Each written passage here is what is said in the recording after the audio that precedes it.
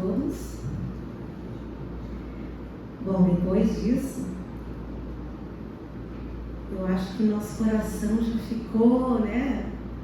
O que eu pensava quando eu saí de casa, e nesse minuto estamos na metade do trabalho ainda e deu 180 graus na nossa mente. Uma coisa muito interessante quando falamos disso, quando esse ensinamento, como enfrentamos tudo que vivemos, como reclamamos de tudo que vivemos, entra no assunto que vamos falar agora, que é do Evangelho segundo o Espiritismo, o capítulo 5, item 11, o esquecimento do passado. E aí muitas pessoas podem dizer, tá, ok, eu tive uma vida como Jorge, por exemplo, mas hoje eu cheguei aqui e eu não me lembro de nada. Como pode dizer que isso é uma bênção? Se eu não me lembro de nada, como eu posso melhorar? Como eu posso fazer diferente? Se trata desse ensinamento, esse estudo do Evangelho de hoje, tá bom? No imaginário popular, muitas pessoas gostariam de remover a sombra do esquecimento que cobre o passado, tendo acesso às vidas pregressas e aos acontecimentos que nelas ocorreram para melhor compreender os desdobramentos na atual encarnação. Como se responsabilidade do sucesso reencarnatório na atual existência física exclusivamente recaísse na compreensão dos acertos e dos erros das últimas existências. Observamos em O Livro dos Espíritos, nas perguntas de 392 a 399, onde o esquecimento do passado é uma necessidade para a evolução do espírito, pois se ele viesse a se lembrar de determinados acontecimentos em um momento inoportuno, poderia comprometer a sua atual existência.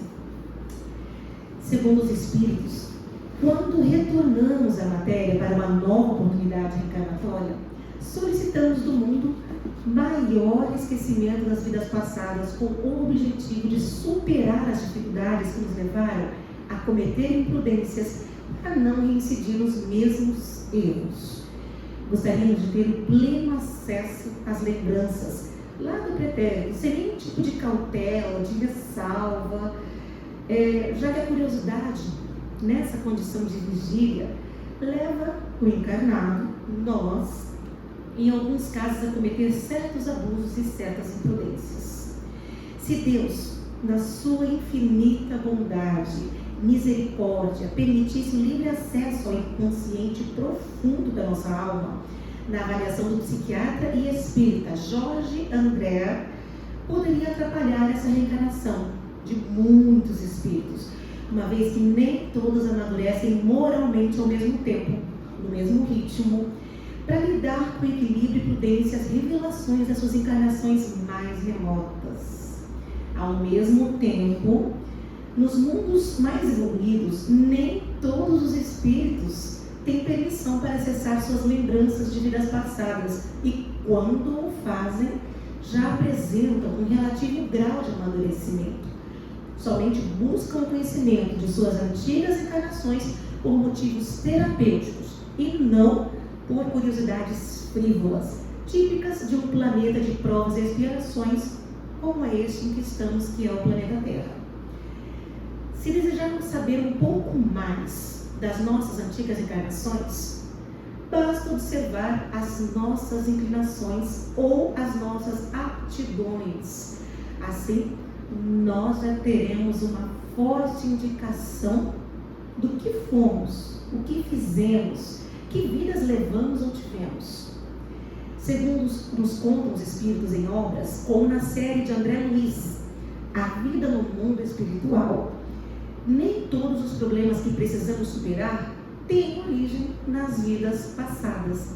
Algumas falhas ou dívidas morais foram contraídas nesta atual existência, por abusos cometidos de forma imprudente e até mesmo pueril. Certas revelações poderiam desencadear um processo de perturbação levando, em alguns casos, até mesmo a uma obsessão. Por isso, a necessidade do esquecimento. O processo de reparação é muito individual de cada um, pois desconhecemos as vidas anteriores dos companheiros que nos cercam, e a reforma íntima se faz necessária para ressignificar a maneira como interagimos com as pessoas e com a sociedade como um todo. Esse processo de reeducação do espírito não se limita a uma única encarnação, porém, quando temos a oportunidade de iniciá-lo, passamos a ter um compromisso redobrado, pois não somos mais meros espectadores da realidade, sim, agentes de nossa transformação pessoal e dos outros que nos cercam. Algo que, como dizemos, que quanto mais sabemos, mais somos cobrados, né? Às vezes a ignorância é um presente, mas ficar nela nos faz cometer falhas que já podemos estar evitando. Passamos a ter então este compromisso. Sabemos que a natureza não dá saltos e precisamos nos esforçar para dar um testemunho de boa vontade, no qual demonstraremos aos desencarnados que percebemos a necessidade de renovação com a reforma íntima através do estudo e da mudança de padrão vibratório, assim, com o exercício da caridade material e moral, como falamos numa última palestra que estive aqui falando sobre essa questão da vibração. Quem já esteve aqui naquele dia, né, falamos sobre a vibração, falamos sobre afinidades, e é isso, nós conseguimos mudar o nosso padrão vibratório, elevamos nosso pensamento a Deus, a pensamentos positivos, apagamos aqueles pensamentos que nós, como disse a Dulce aqui antes, sabemos que não está certo. A ação, ela é a concretização daquele pensamento. Então, tudo começa no pensamento. Se conseguirmos parar ali, nós já estamos com meio caminho andado, né? O primeiro grande passo para a gente, um autoconhecimento, representa esse primeiro grande passo para a renovação dos sentimentos que nos transformarão em individualidades mais livres e evoluídas. Quando falamos do esquecimento do passado, muitas perguntas surgem em nossa mente, e o Espiritismo, como fonte de esclarecimento, logo nos explica de que ainda não somos capazes de possuir o equilíbrio necessário para ter o conhecimento pleno do nosso passado, pois do ponto de vista de vaidade, do egoísmo, do orgulho, o que nós sentiríamos, pense bem, o que vocês sentiriam, tá? O que faríamos, como agiríamos, se nós descobríssemos que um amigo muito querido, aquele teu melhor amigo, aquela tua melhor amiga do coração, se você descobrisse, ou um familiar, aquele querido, sabe, foi o nosso pior algoz no nosso passado. O que imaginar daquele funcionário que hoje se dedica às suas empresas e que foi responsável por te prejudicar ou cometer algo muito grave no passado? Como o veríamos? Como o trataríamos? Teríamos equilíbrio em saber que o seu pai, seu filho, analise bem, sua mãe, ambos muito dedicados, devotados a você, fossem desafetos de vidas passadas e que naquela época te traíram e depois te assassinaram cruelmente. E agora, como nós agiríamos se soubéssemos que a nossa esposa ou esposo foi nossa vítima? Porque nós não fomos somente a vítima, não é? Nós também já fomos os algozes, nós também já fomos aquele que praticou o escárnio, matou. Hoje já estamos bem evoluídos em relação a algumas encarnações passadas. Já nos horroriza dizer que poderíamos ter praticado tal ato. Mas, como seria se você se lembrasse daquele filho que você tanto ama, escolheu vir como seu filho, mas que você foi cruel demais com ele. Pois é. E se nelas reconhecêssemos as mesmas que havia odiado, talvez esse ódio reaparecesse naquele momento. Mas nem sempre renascemos com quem já relacionamos em outras encarnações. Isso também é importante, é um mito. Que às vezes sempre vem aquilo, nós sempre renascemos na mesma família, com os mesmos. Não, nós renascemos sim no ciclo que necessitamos e no círculo que necessitamos renascer. Com pessoas que sim, algumas delas tivemos laços familiares ou de amizade de alguma maneira, mas também nascemos com alguém ou algum espírito que vem para que aprendamos ou para que possamos ensinar. Nascemos sim num círculo necessário e não necessariamente na mesma família, tá bom? Gente, vamos analisar, levantando todos esses pontos. É necessário termos a compreensão de que Deus nos concede uma nova encarnação como uma nova oportunidade, um novo recomeço, onde nós possamos e podemos esquecer o passado e viver a nova existência para corrigir esses erros que já cometemos. Pois Jesus nos ensina uma lição que reflete muito bem esse recomeço. E assim sendo, se trouxeres a tua oferta ao altar e te lembrares de que teu irmão tem alguma coisa contra ti, deixa ali mesmo diante do altar a tua oferta e primeiro vá reconciliar-te com teu irmão e depois volta e apresenta a tua oferta. Está em Mateus capítulo 5, versículo 24 e 25, que é hoje quando nós falamos daquela caridade que é necessária para quem está recebendo, mas nós que estamos entregando, aqui dentro, como ver aquele irmão como um espírito, entregar de coração verdadeiro. O perdão nada mais é do que isso.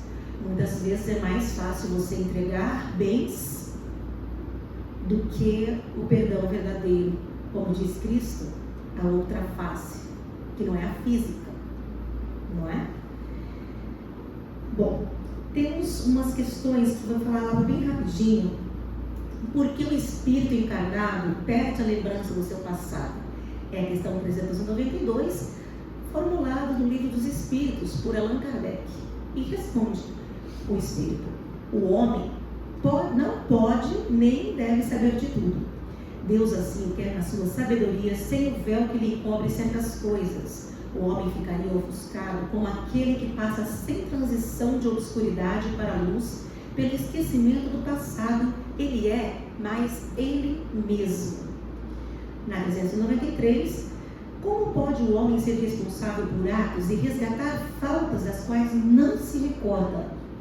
Como pode aproveitar-se da experiência adquirida em existências que caíram no esquecimento?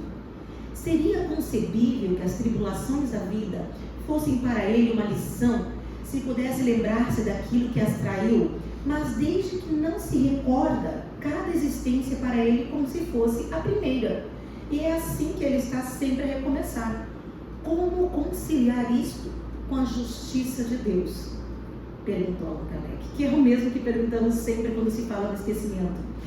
Respondem: a cada nova existência, o homem tem mais inteligência e pode melhor distinguir o bem e o mal. Onde estaria o seu mérito se ele se recordasse de todo o passado, quando o bem e o mal?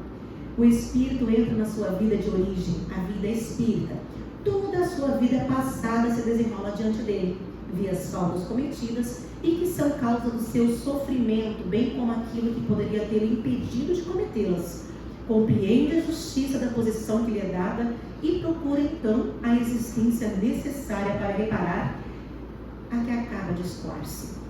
Procura novos semelhantes, provas semelhantes àquelas que passou, ou as lutas que acredita apropriadas ao seu adiantamento, e pede aos espíritos que lhes são superiores para o ajudarem na nova tarefa a empreender, porque sabe que o espírito que lhe será dado por guia nesta nova existência procurará fazê-lo reparar suas faltas, dando-lhe uma espécie de intuição das que ele cometeu.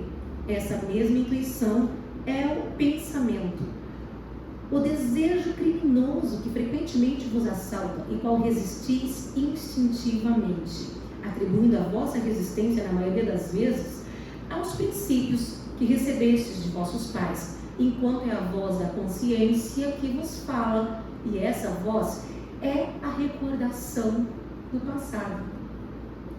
É também essa voz que te adverte para não cairdes nas faltas anteriormente cometidas. Nessa nova existência, se o espírito sofrer suas provas com coragem e souber resistir, eleva-se a si próprio e ascenderá na hierarquia dos espíritos quando voltar para o meio deles. Então, para quem quiser se aprofundar um pouquinho mais, procure, quer saber sobre o esquecimento? Essas questões no Livro dos Espíritos, livro 2, capítulo 7, fala também sobre o retorno à vida corporal. E o item 8 é o esquecimento do passado.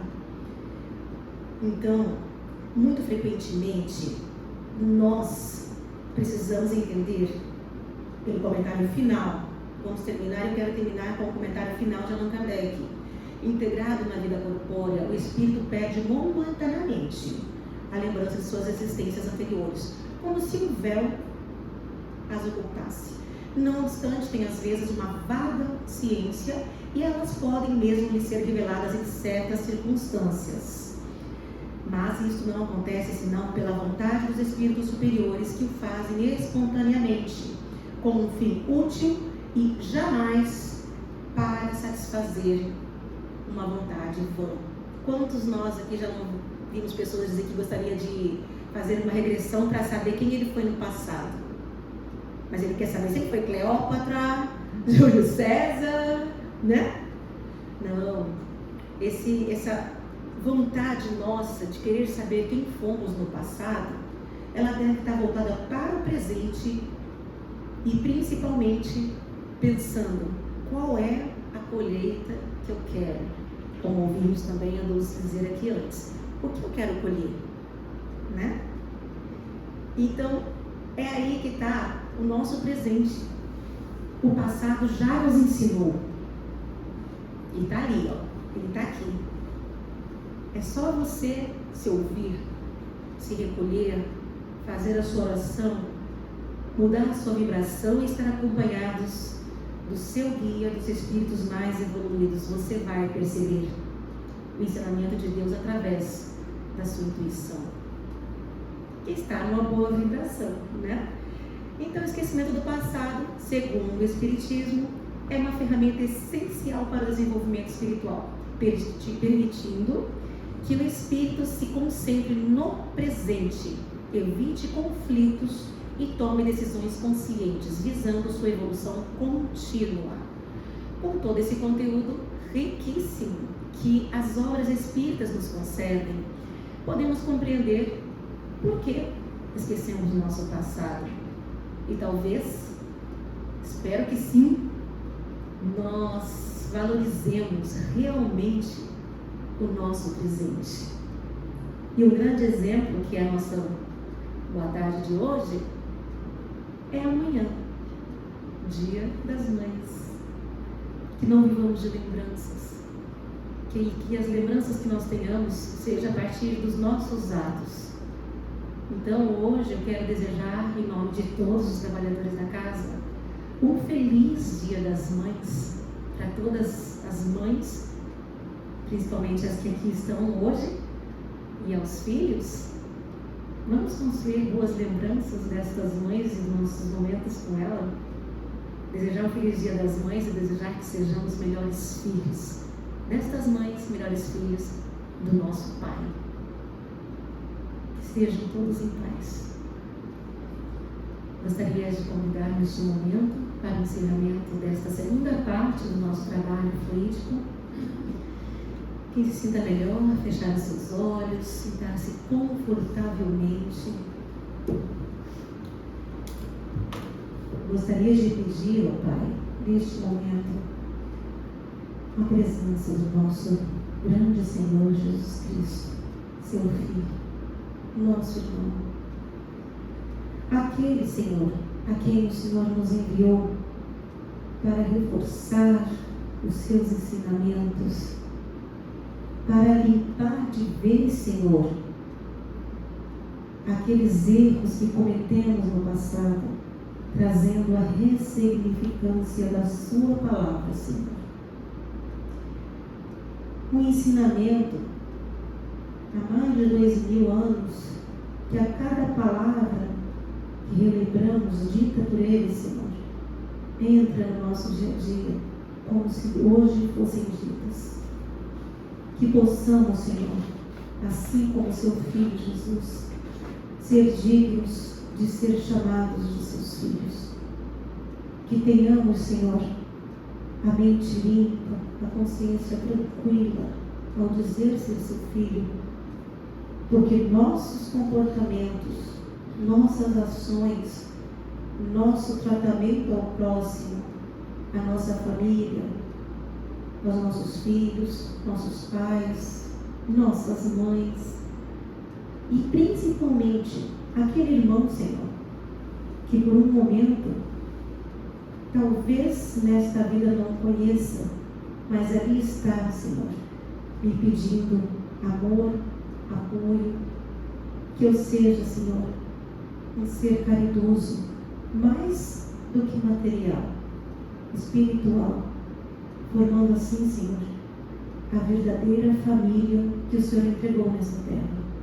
Que hoje, Senhor, aqui seus filhos que vieram buscar o seu amor, a sua força, a sua alegria de viver, Senhor, saiamos aqui melhor do que chegamos, física, espiritualmente, emocionalmente, Senhor, porque entendemos que aqui estamos porque precisamos e que aqui estamos porque nossos irmãos de nós precisam e nós deles, Senhor. Somos uma família e obrigada por essa grande oportunidade.